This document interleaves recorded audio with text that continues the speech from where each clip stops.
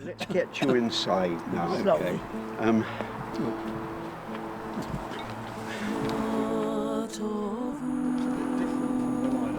There it is. Certainly.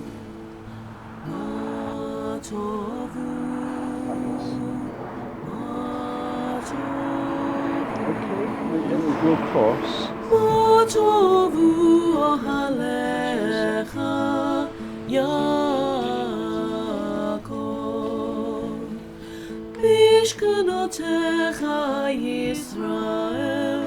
I don't think we've met. I'm Miriam, the current rabbi. It's a bit different than the one I designed. I'm not surprised you pulled it down. Oh, I think pull it down is an overstatement. We simply reimagined. This is the new architect. This is Kathy. Oh, hello. Nice to meet you. Yes. Yes. And welcome to the new FRS.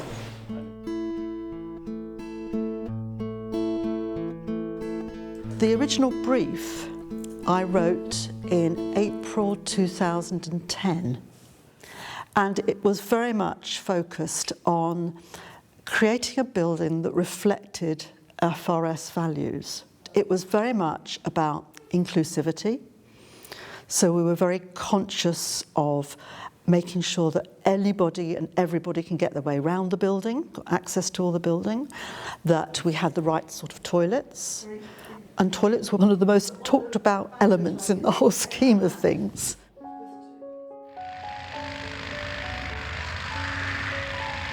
The first thing I did was put an advert in a local newspaper.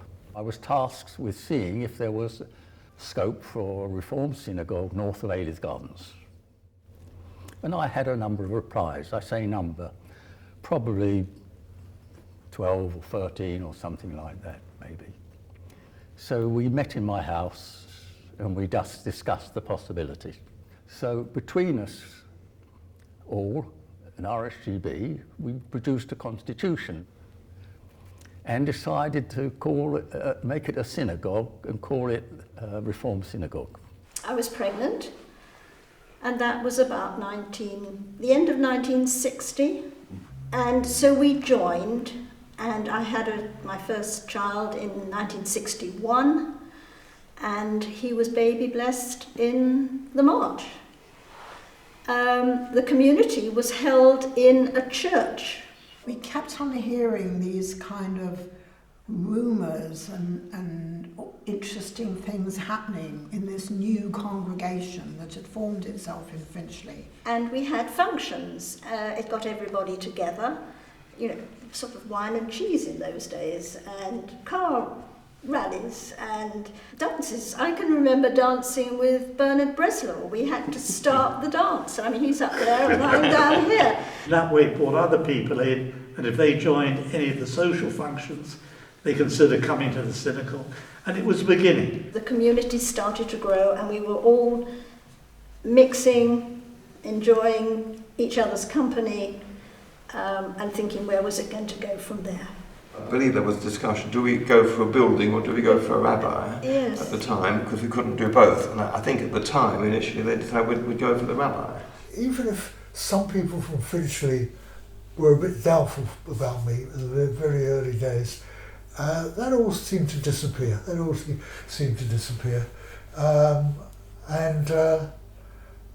So they were a good crowd, Finchley.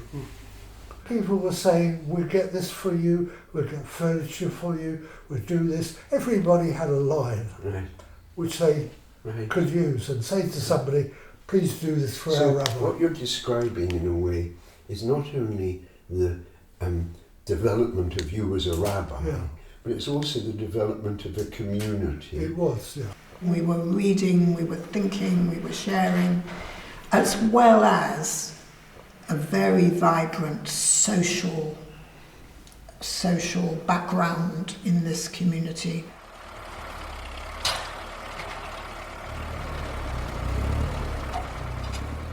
The Ladies Guild was a very important, prominent part of the synagogue. Yeah. Once a year on Women's Day we took the service, Dear Susan, may I congratulate you and the other members of the Guild on the way you conducted the service last Shabbat morning. This was, of course, a special service, but I know you are aware that the ladies of the synagogue can participate in the services as a matter of normality.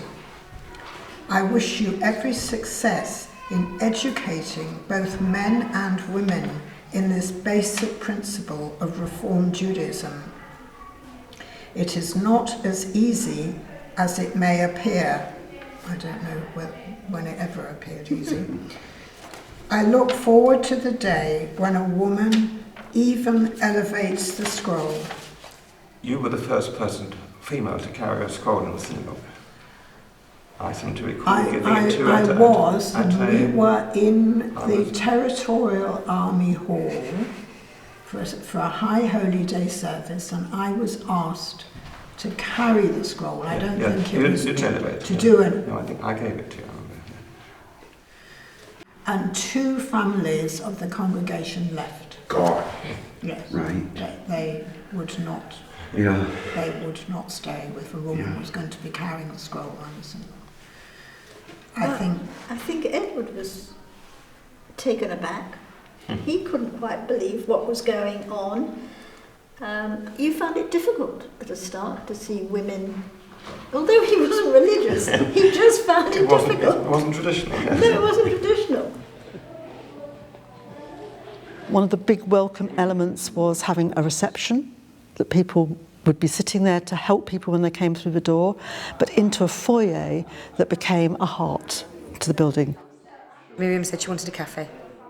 On a Monday it's meet and make, where people come along and stitch and knit and have coffee and chat. The mums, they'll have a coffee before they pick up for nursery. Sometimes the kids come and have a treat after nursery, so I think it's working out really well.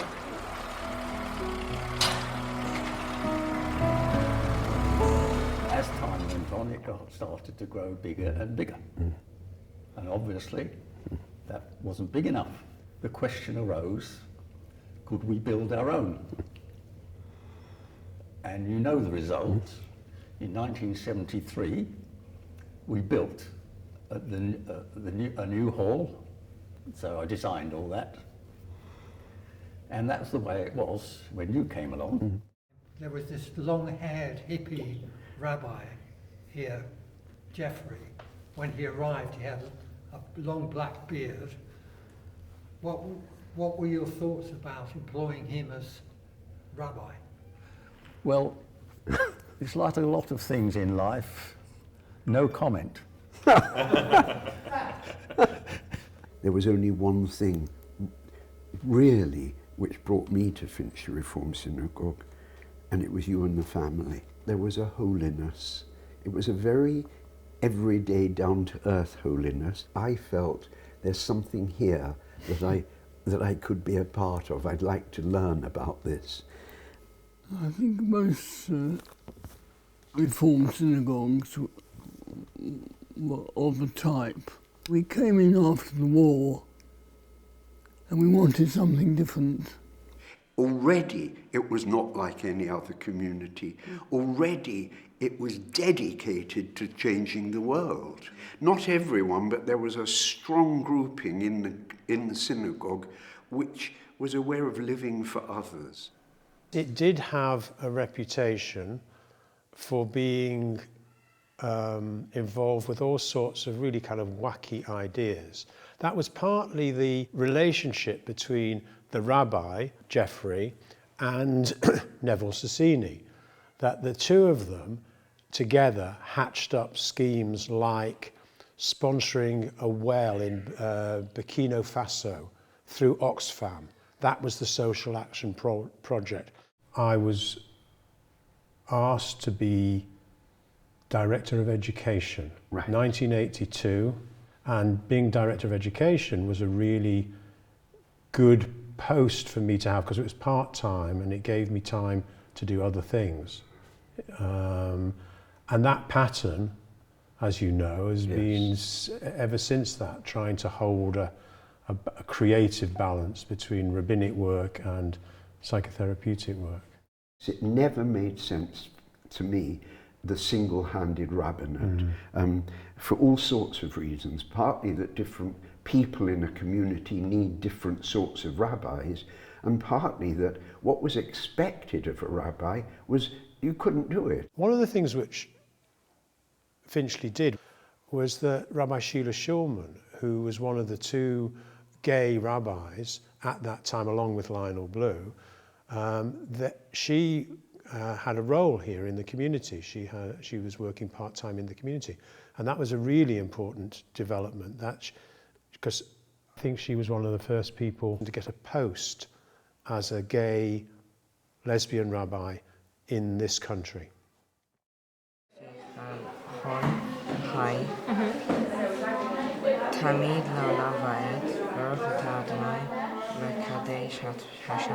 Yeah, that's really good. It was Jeffrey's vision to use recent bar and bat mitzvah children who'd gone through the process to be the teachers of the next generation. And this had never been done before, certainly not in this country. And there was a lot of opposition to it in this community because people thought, oh, how can you have teenagers teaching, 12-year-olds? But Jeffrey really pressed on with that and was quite insistent on it, from what I remember. And it proved not just successful here, but proved to be a model which other communities then picked up. So we find the pupils benefit a lot and gain a lot from having someone who's just been through it. It's really recent in their memory.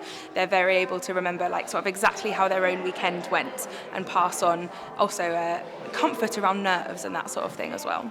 The Friday group had been outstanding as a way of holding the synagogue, developing the synagogue, because the people that were in the Friday group are now coming up and are becoming parents, and that their children are becoming B'nai Mitzvah. It's just really wonderful to see these generations coming through the synagogue, and it gives the synagogue life.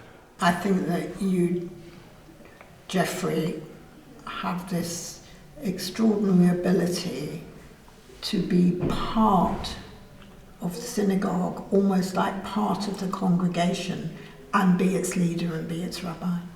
You just knew how to get people in and involved in a very extraordinary way. I think I came for the religious stuff. Yeah. We're going to come to shul for religion. This is who you are. We're Jewish. But my husband isn't. He wasn't Jewish. He was Jewish by birth, but hadn't done very much. Just the sort of obligatory once a year. And I think that his involvement with the charity committee and coming in and feeling like he can come to Shabbat service and say, I'm going to Arsenal this afternoon, or I'm going here, or we're doing this, without having to worry about what other people are thinking, I think that's when the community played a big part, and that's when we felt like, oh, there's other people like us.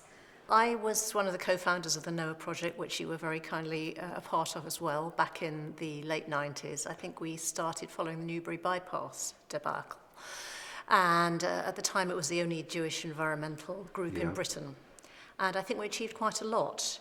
The group morphed into the Big Green Jewish website and has now spawned other ventures in the Jewish community, not least XR Jews and so on, which is another evolution. It's a constant evolution, I think, of activity. And I know a lot of FRS members are very environmentally engaged and constantly trying to move on with initiatives that make the community greener and that spread out into the wider world.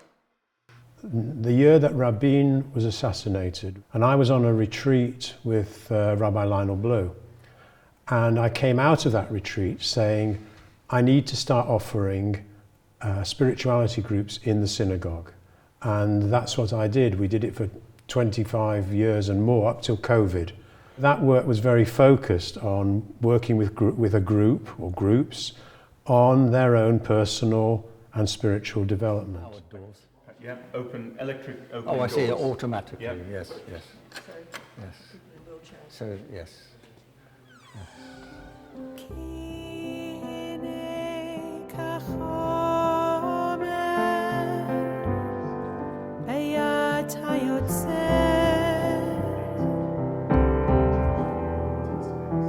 I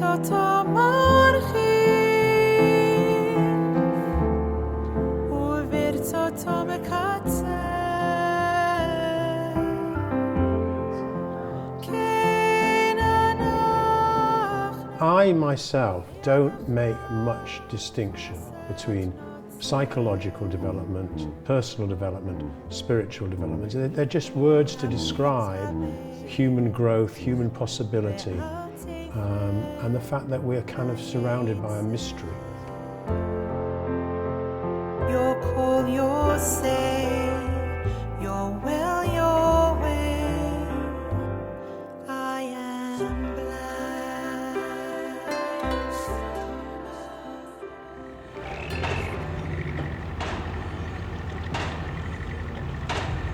Many people in the community were very sad that Geoffrey was leaving. After Geoffrey retired, there was a space in which a new rabbi had not yet been appointed. And the synagogue council appointed a new rabbi who had to be approved by a majority of the membership. Geoffrey and I talked about what might be possible to hold things together. And I was already mediating by then, and I said, well, obviously dialogue, if we can manage it. We set up a process which eventuated with a large gathering in the then hall, synagogue hall. There were around 400 people, and I think it was 75% had to approve her. And something less than that, close, but not the full majority, approved.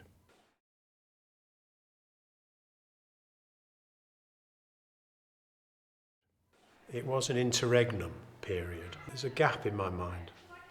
And maybe the gap in the mind represents something about that was a kind of a dip in the community's life, and gradually a kind of resignation and recognition, okay, it opens up a new possibilities. When I was about 15, we did a joint sleepover, and we brought the Aleph teenagers to FRS for a sleepover. I remember turning to my friend Risa, and I remember saying to her, you know, it would be really weird to be the rabbi at Aleph because everybody's watched me grow up, but this synagogue is really amazing. It's much cooler than Aleph. And I remember that feel of it being relaxed and informal, and I guess the fact that we were asleep on the bimah was part of that feel of like, this is somewhere I already feel comfortable as a teenager. Wouldn't this be cool? What does it mean to you to be a rabbi? I think it means to build community and to walk alongside each individual within that community. And I think that's why I started my job here by phoning people.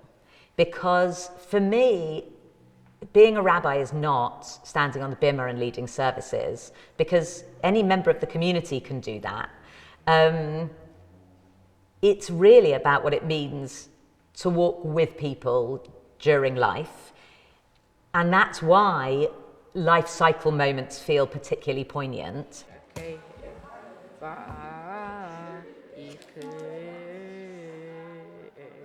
Brill, okay. Yeah, should I do after reading? So do the after you finish reading, because there's nobody else to do the blessings. Bim bum, bim bim bim bum, bim bim bim bim bim bum. Do I run Cuddle Up Shabbat to make sure that our under fives know the blessings for the wine and the challah and the... Do I run Cuddle Up Shabbat so that those families are getting a taste of Shabbat? Or do I do it because it is a very beautiful way of starting Jewish identity, being in relationship with other people at the same part of your journey, and beginning that sense of community as part of your daily, weekly piece that brings us together? Shabbat shalom. Shabbat shalom. Shabbat shalom to everyone. Shabbat shalom. I think that when you train to be a rabbi, you are taught the practicalities of Judaism, right? You're taught how to facilitate Judaism for people. But actually, Judaism is part of who they are. And if those two bits are seen as in any way distinct, then Judaism becomes something performative, but then you're really struggling to also make it meaningful and nourishing for them. Whereas if you take the stance that actually what you're doing is guiding people on their life's journey, and that it's our Judaism that is the thing that kind of puts us in relationship with each other, then I think you find yourself in a slightly different role and create community in a different way.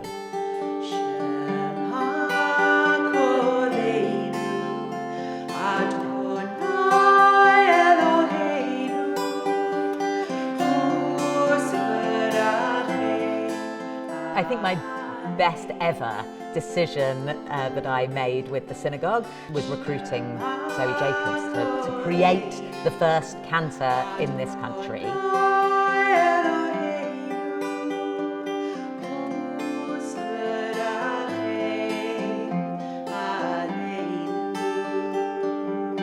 Miriam had an option of, you need another colleague, and everyone assumed that would be another rabbi, and instead I was hired. And I think Miriam could have dealt with that in lots of different ways. What she did was bring me in as really a total equal, and together we got to lead the journey for the last 15 years. She'd already been here a few years. Mm-hmm. We knew each other when we started working, but we weren't as close as we are now. And what we built together as a friendship and as a way of working together was just incredibly easy. Anything that I think of as my greatest hits are things that I did in collaboration with Zoe, because that's what made them great. And so whether it's the B'Yachad services for adults with special needs, whether it's Rhythm and Jews as a kind of different and innovative way to do family services as it was when we first started them. All of those moments are actually things I could never have done without her. Jack down run it, diva diva diva jack down run, diva diva diva day, ba da ba day, ba da ba jack down run it. Abadoo dee with an Labrador, abadoo dee with a wobbin' up, seven up today. Is that what you had in mind? Came to Yelanu, Kos Yeshuot Esa, Uvashem Adonai Ekra. When I started thinking about my bat mitzvah, was the first time that I said out loud, I was very musical. I played piano, I played flute, I loved music, but I at the time said, I will not sing in front of the congregation. It's terrifying, I'm not going to do it. And Suzanne Lynn convinced me that it was worth a try. And let's just see what happens. When I was a teenager, and a group of people, all people who are still involved in the community, said, we want to be part of Friday night services, we want to sing.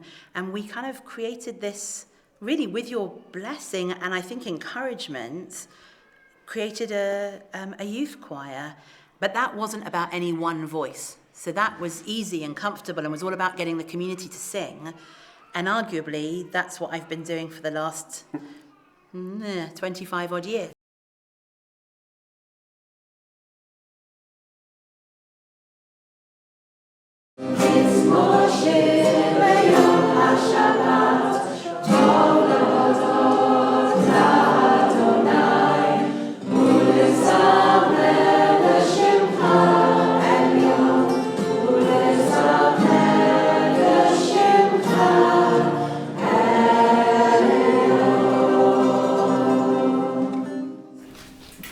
met last year, we were in a really different place.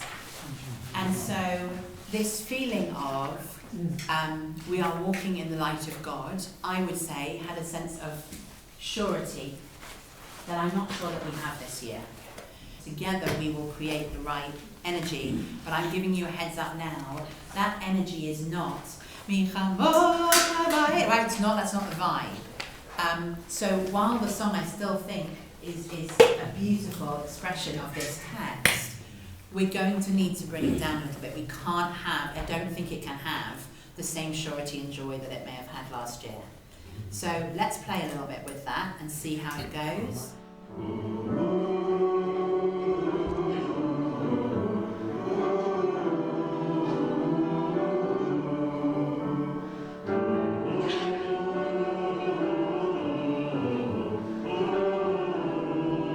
I often talk about music being like a midrash on the liturgy.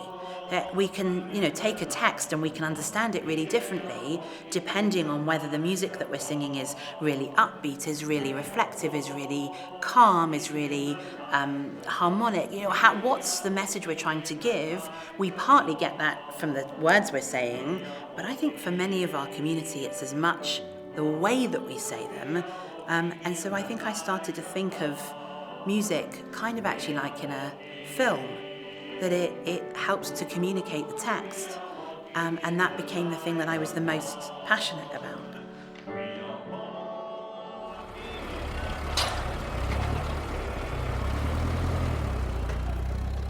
We have a reputation for making a difference in the, in the community and in the borough. The winter shelter, which is done with Barnet Homeless Group. So to open up the community for people in December, January, February to come and have a meal and to be able to sleep here.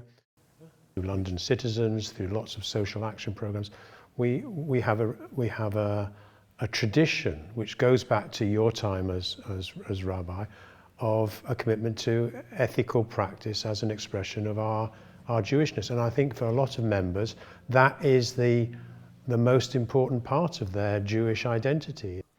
The local news told us all of an arson attack on a Muslim community centre in Muswell Hill. It was following the death of drummer Lee Rigby, and it was one of those awful moments where not only did we not even know there was a Somali Brotherese community 5 minutes down the road, but that real sense of really that can happen in our, on our doorstep. Actually, the first big hurdle that the community are going to face is that they need somewhere to, can only say Doven Ramadan prayers. They probably wouldn't use the word Doven. We had been grappling with could we do this? And we had a really lovely system of 2 of their members on the door every day welcoming their members, and 2 of our members every day welcoming to the building, to then create a lifelong relationship with another community.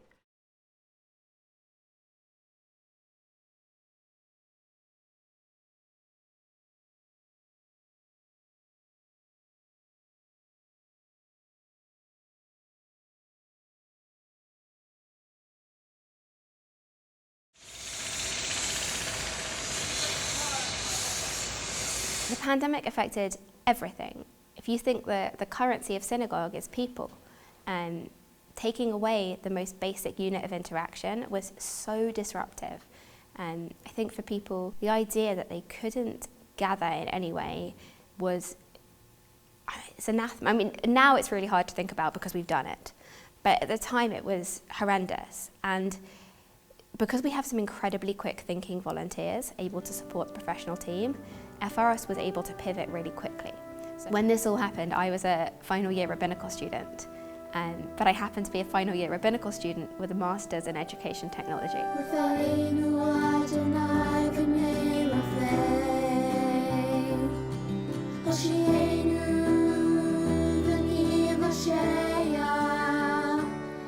clergy team put together this programme of daily activities that gave people something that had been taken away from them.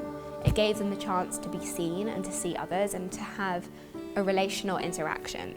We pray for healing of the body.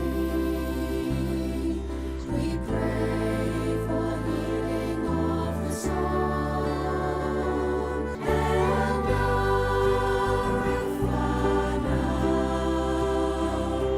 Father, oh, please heal us now.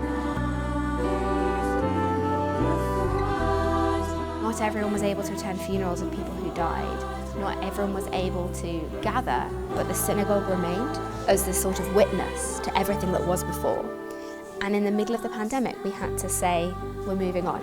So we thought very carefully about the final service. We needed people to have a goodbye moment, to see us leaving, see the scrolls leaving.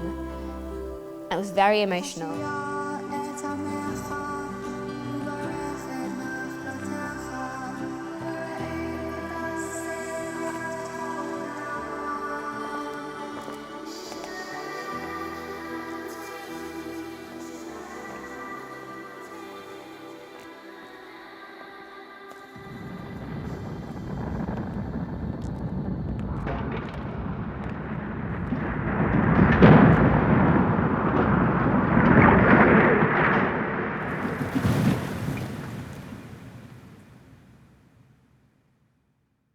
We are so lucky to be able to join together. Between the 4:30 and 6:30 sittings, we will have had 700 people together with us to light the Hanukkah candle. It is really just an incredible way of being able to say, yes, we need to keep safe. And yes, we know that this Hanukkah is different from all other Hanukkah, but we're going to make it fun, and we're going to find the light and the positivity and the joy.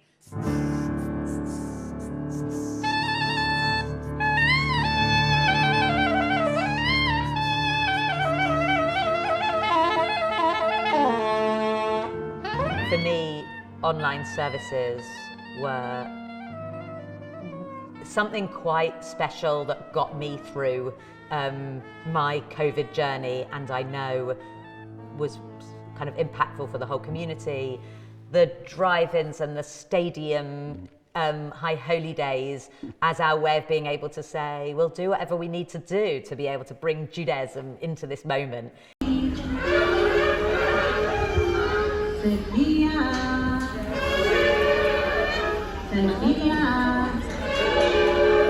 I think the pandemic had a huge impact because we lost a lot of our lay leadership.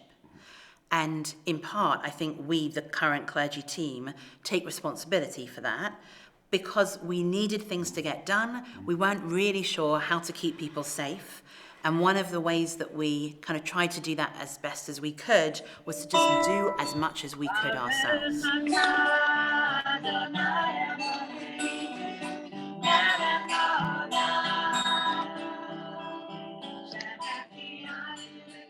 And the model that you set up, which I think was try and create a situation whereby if I'm not here, the community still functions perfectly well without me, you, anybody.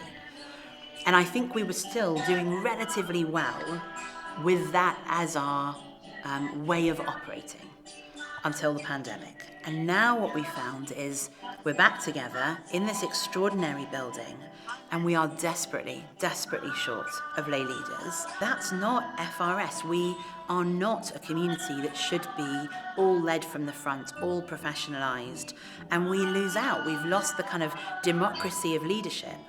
So right now, the thing that I'm really kind of obsessed with, actually, is how to rebuild our lay leadership.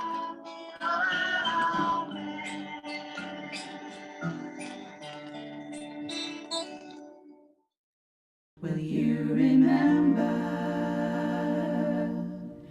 Bring me sprigs of rosemary, be my sanctuary, till I'm amazed at the people who've created this, because it's something that I could never have imagined.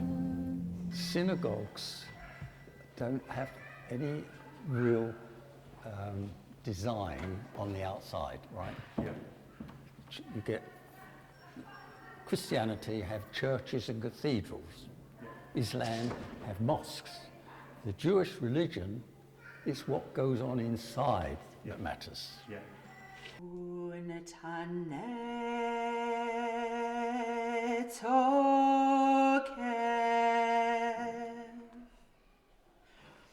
Kedushat hayom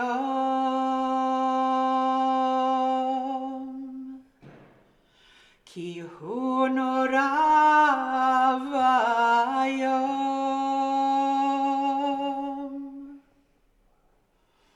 uvot naseh malchutecha v'yikon bechesed kisecha.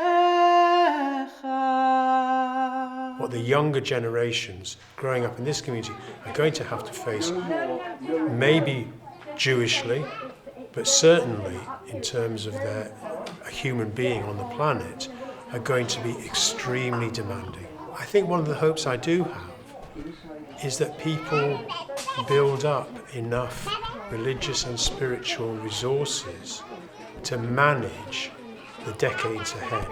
I've got grandchildren at this kindergarten,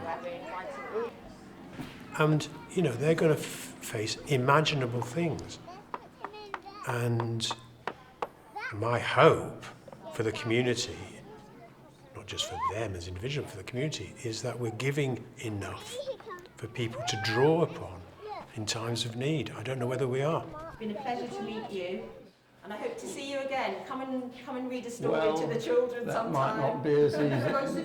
That easy. We'll find a bigger chair. Thank you. Thank you. Thank you very much. Lovely to meet you. Lovely to meet you. Thank you so much.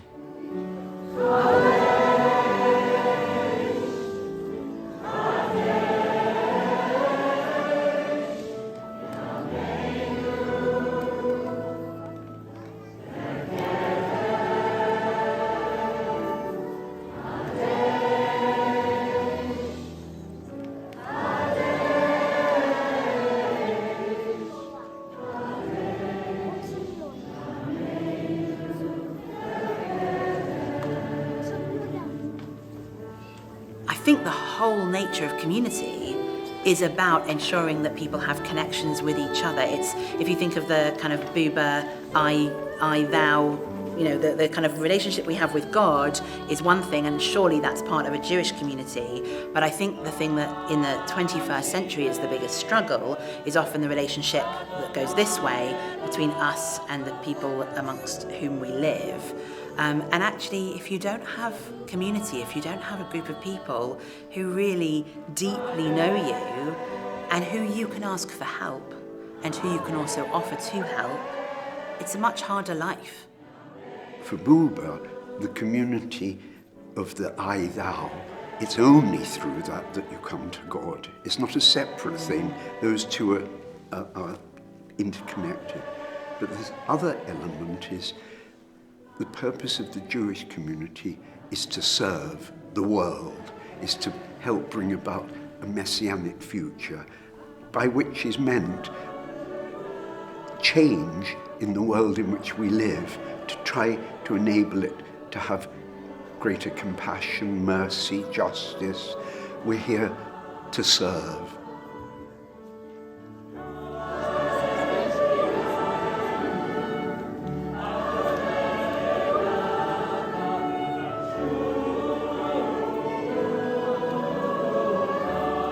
The things I most kind of treasure about this community, and which has made my rabbinate as rich and as exciting and thrilling and wonderful as it has been, I think is the culture that you created.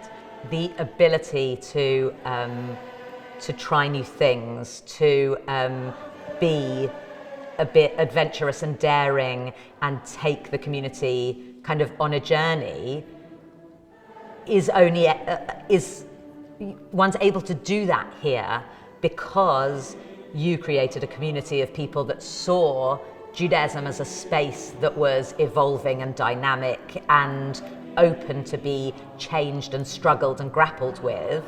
And that's, for me, what has made anything that I've done possible.